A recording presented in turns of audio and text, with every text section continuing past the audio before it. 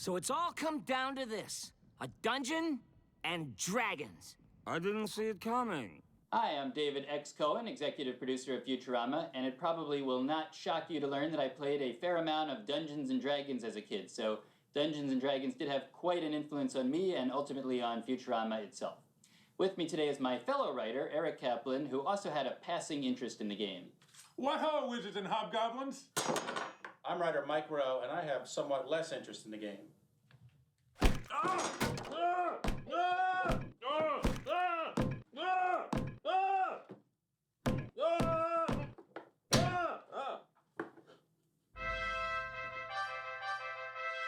When I first started playing Dungeons and Dragons, we could not wrap our minds around the idea that there was a game that did not have a board. So we drew this one dungeon. This is my friend Roy's handwriting. I don't know if you can see this here. This is a Xerox of the original, but we drew this one dungeon, and we would repopulate the dungeon with different monsters and traps and things like that from adventure to adventure, but it was always this dungeon so we could look at a board on the table until we figured out the general idea that you could actually use your mind in this game. You know, I'll never forget my first game of Dungeons and Dragons.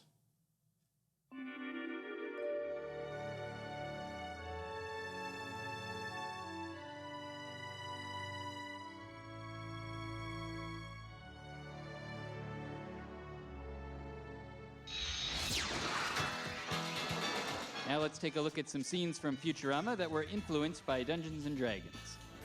This is a scene from episode 201, I second that emotion, and here Leela has brought Nibbler to the veterinarian's office, and we see what appears to be a rust monster from D&D there on the ground. And the rust monster was a monster who ate ferrous metal, that's iron-based metal, so if you were wearing iron armor, or steel armor, and the rust monster attacked you, your armor would fall into a pile of rust, which the rust monster would then eat. I had a dungeon which had a rust monster in one room, and then in the next room a large dog which could bite you. You know what's interesting about the rust monster? Nothing! This is episode 211, How Hermes requisitioned his groove back. And in this scene we see a creature that slightly resembles a Dungeons and Dragons monster called the Beholder, or Beholder Beast, or the Eye Tyrant, or the Sphere of Many Eyes, which was very close to my heart because my friend Om Prakash was a fan of it and had a batik beholder hung up in his basement where we used to play. And I guess the fact that the Beholder had so many eyes made it a good guard here at the central bureaucracy where our crew has infiltrated. Is that what he's doing there? Well, that's an interesting question. I always assumed he was just working there, possibly typing or filing. Well, he does have a number 11 badge, so he is a bureaucrat grade 11, so you may have a valid point there. I may. I just may. Here we have a scene from episode 210, A Clone of My Own, and it appears that it's the professor as a young man when he was the dungeon master of his game. And I would have to say it looks like we're perpetuating a stereotype here by having the professor in a dungeon master's shirt, which may not be that realistic. What do you think, Eric? It's unrealistic. I think it's classified as hate speech. And the fact that he's got glasses and braces, I find that all to be a ridiculous stereotype that bears no resemblance to me when I had glasses and braces. To my left, you'll recognize Gary Gygax, inventor of Dungeons and Dragons. Greetings. It's a pleasure to meet you. Here we see Gary Gygax himself, the creator of Dungeons and Dragons, who generously appeared in episode 216, Anthology of Interest 1. And he was part of Al Gore's team of super nerds who helped save the Earth. So thank you, Gary Gygax, for joining us. Let's try something else. Maybe we should... Put the dice away before I take them away. Sadly, Gary Gygax passed away recently, so we dedicated Bender's game to his memory. Anyone want to play Dungeons and Dragons for the next quadrillion years? Sure, I guess. On to Rook 8. I'm a 10th level vice president. And Eric, you have a story about Yeah, when we were first thinking of contacting him, I searched for him on the internet, which was sort of a new and exciting idea back then, and he actually answered my letter, and I asked him if he had invented role-playing games, and he very modestly said, no, as long as kids have been playing cops and robbers and cowboys and Indians, they've been playing role-playing games.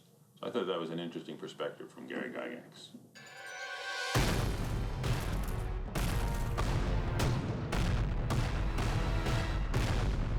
Yes! 10! And of course, These are some scenes from Futurama's ultimate tribute to Dungeons & Dragons, Bender's Game, which is all about Dungeons & Dragons as it exists in the worlds of fantasy and the 80s fear or urban legend that Dungeons & Dragons would make our children go insane, and that they would take to the tunnels beneath the University of Michigan, dressed in chainmail, and kill each other with swords, and forget the difference between fantasy role-playing games and real life.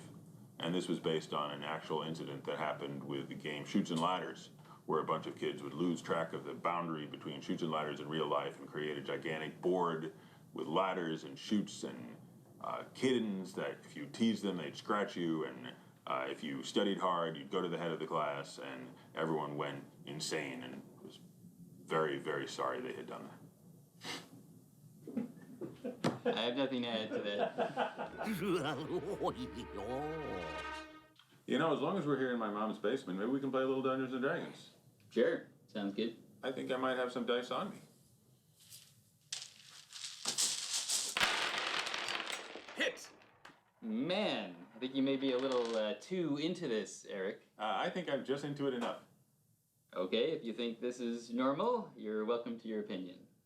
I don't like your tone of voice, you scurvy son of a lycanthropic neo-yuff. All right, there is no need to get nasty, Eric. Oh, I'll show you nasty. We're trying to have a nice time I'm going to here. banish you to the 25th plane of pandemonium. Very funny. Eric! Come upstairs from the basement for once in your life. It's a nice day. Go out and get some sun. Ma, I'm a grown man. I can do whatever I want. All right, well, your SpaghettiOs are in the oven if you get hungry. SpaghettiOs? Game over.